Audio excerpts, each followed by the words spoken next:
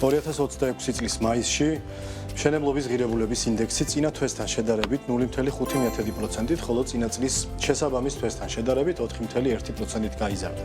საცხოვრებელი სეგმენტის ინდექსი წინა თვესთან შედარებით შემცირდა 0.5%-ით, ხოლო წინა წლის შესაბამის თვესთან შედარებით გაიზარდა 0.3%-ით. არასაცხოვრებელი სეგმენტის ინდექსი წინა თვესთან შედარებით გაიზარდა ასევე 0.3%-ით, ხოლო წინა წლის შესაბამის თვესთან შედარებით 7%-ით.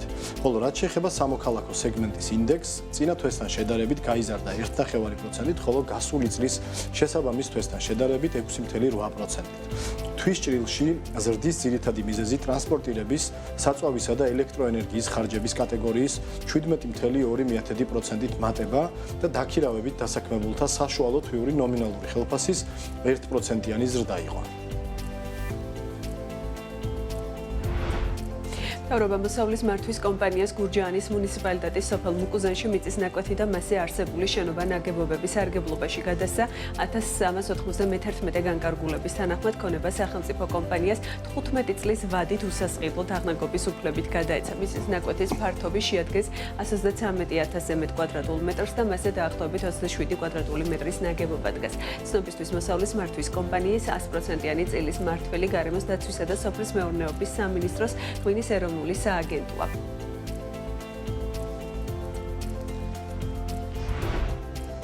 საჯარო რეესტრის თანახმად 3 ივლისს ქართულ ფონდმა, რომელიც იპოდრომის მიმდებარედ 66,940 კვადრატული მეტრის მიწის ნაკვეთს ფლობდა, ტერიტორია კომპანია Central Park Avenues მიხვდა, რომელიც ადგილზე რამდენიმე ცათამბჯენისა და მათ შორის 70 სართულიანი Trump Tower-ის მშენებლობას გეგმავს. პროექტის ძირითადი დეველოპერები Biography Living და Archi ჯგუფი არიან. პროექტის განვითარებაში ასევე ჩართულია Sapphire Organization-ის Blocks ჯგუფი და Finvest Georgia. ბიზნეს რეესტრის თანახმად შპს Central Park Avenue 2023 წლის სექტემბერშია დაფუძნებული, მასში 50%-ის წილი აქვს კომპანია იდეას, რომელსაც თავის მხრივ ლევან და სოსო ფხაკაძეებს და ვასილ ფხაკაძეს ეკუთვნის. Central Park Avenue-ს მეორე თანამფლობელია სააქციო საზოგადოება Central Park Investments-ი, რომელიც 2026 წლის თებერვალშია დაფუძნებული. კომპანიის დირექტორის და 100%-ის მფლობელად ბიზნეს რეესტრში ლუკა ლაფანიშვილი არის მითითებული. ქვეყნის დიდი ქალაქების მსგავსად უძრავი ქონების ბაზარი რეგიონის ქალაქებშიც სტაბილურად იზრდება. იმერეთის ცენტრი ამის ერთ-ერთი მაგალითია, სადაც გაყიდვების კომპანია პროსპექტის მმართველი პარტნიორის თქმით, მშენებლობის ერთგვარი ბუმია, რაც როგორც მოთხოვნის, ისე მიწოდების მკვეთრ მატებაში გამოიხატება. პროსპექტის ინფორმაციით, დღის მდგომარეობით ქუთაისში 40-ზე მეტი ახალი სამშენებლო პროექტი ხორციელდება, ხოლო კიდევ რამდენიმე ათეული პროექტი მოსამზადებელ ეტაპზეა. თუ ადრე მომხმარებელი ძირითადად მეორად ბინებზე იყო ორიენტირებული, ახლა მოთხოვნა ახლა დაშენებულ საცხოვრებელ კომპლექსებზე გადავიდა. ამასთან ქუთაისში გაჩნდა პრემიუმ კლასის სეგმენტიც, რაც შეეხება ფასებს. ბოლო 3-4 წლის განმავლობაში ქუთაისის უძრავი ქონების ფასი საშუალოდ 25%-ით გაიზარდა, რაზედაც გავლენას ახდენს როგორც გაზრდილი მოთხოვნა, ისე სამშენებლო მასალების გაძვირება და მუშახელის ანაზღაურების ზრდა. ეკონომ კლასის პროექტებში კვადრატულზე ფასი დაახლოებით $900,000-ია, პრემიუმ კლასის პროექტებში კი $1,300.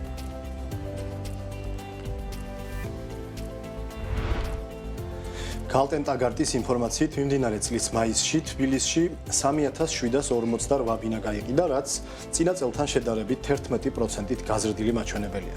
გასული წლის მაისთან შედარებით ასევე გაიზარდა გასაყიდი ბინების ფასი და კვადრატულ მეტრზე $1412 შეადგინა. საინვესტიციო ბანკის შეფასებით 2026 წლის მაისში პირველად ბაზარზე მოთხოვნა უცვლელი დარჩა, რაც გასული წლის მაისის მაღალ ბაზას ასახავს. აღსანიშნავია, რომ გაყიდული ბინების რაოდენობა წლიურად მცირედით გაიზარდა, თუმცა გაყიდული ფართობი შემცირდა, რაც მაისში გაყიდული ბინების საშუალო ზომის შემცირებას უკავშირდება.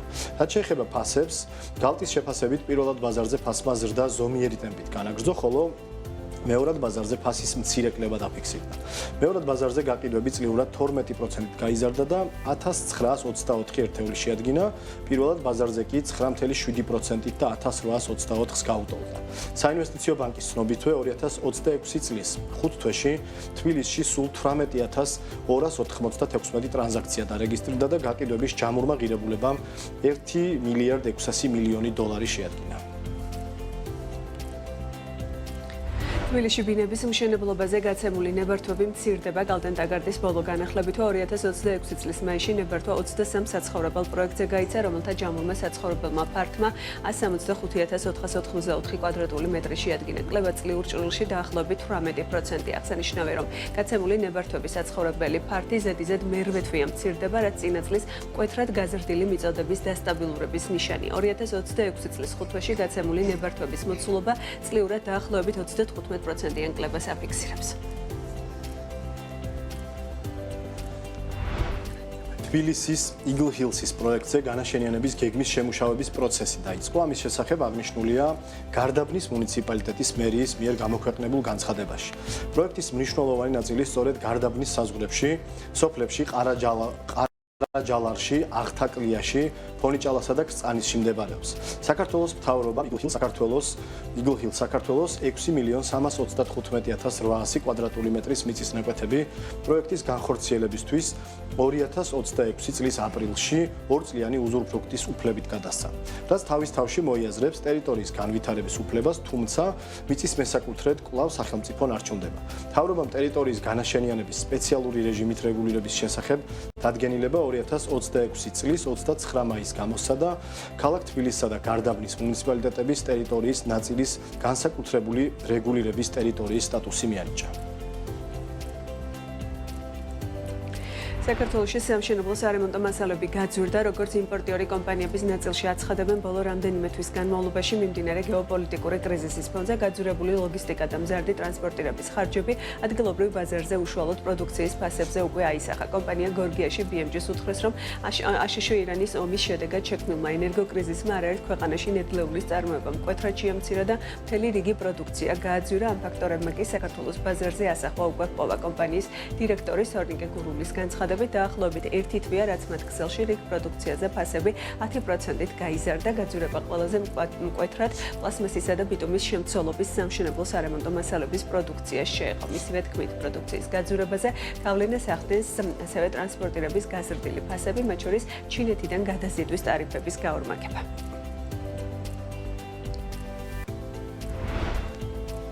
ახლა კი უნდა გაგაცნოთ იმ ქვეყნების ჩამონათვალი, რომელიც მილიონერებისთვის ყველაზე კარგ საცხოვრებელ გარემოს ქმნის. UBS-ის მილიონერთა ინდექსის თანახმად, რომელიც 2025 წლის ბოლოსთვის მსოფლიოში აშშ დოლარის მილიონერების გადანაწილებას სწავლობს, გლობალურ სიმდიდრეს ორი დომინანტი ზესახელმწიფო ლიდერობს, რომლებსაც დასავლეთ ევროპისა და რამდენიმე მცირე ეკონომიკის ძლიერი მაჩვენებლები მოსდევს. საუბარია ადამიანების რაოდენობაზე, რომელთაც მინდა ქონება მინიმუმ 1 მილიონ ამერიკულ დოლარს შეადგენს. მნიშვნელოვანი უპირატესობით შეერთებული შტატები მილიონერების რაოდენობით უდაო ლიდერად რჩება. 2025 წლის ბოლოსთვის შტატებში დაახლოებით 23.5 მილიონი დოლარის მილიონერი ცხოვრობდა, რაც გლობალური მილიონერების პოპულაციის 40%-ზე მეტ შეადგენს. მეორე ადგილზეა კონტინენტური ჩინეთი, დაახლოებით 5 მილიონი მილიონერით. ერთობლიობაში შტატები და ჩინეთი იმ ადამიანების 50%-ზე მეტს იკავებენ, რომელთა აქტივებიც 1 მილიონ დოლარს აღემატება. ლიდერი ორი ქვეყნის შემდეგ ინდექსის მომდევნო საფეხურს ევროპული და აზიური ეკონომიკების შერჩეული ჯგუფი იკავებს, სადაც თითოეულში 2-დან 3 მილიონამდე მილიონერი ფიქსირდება.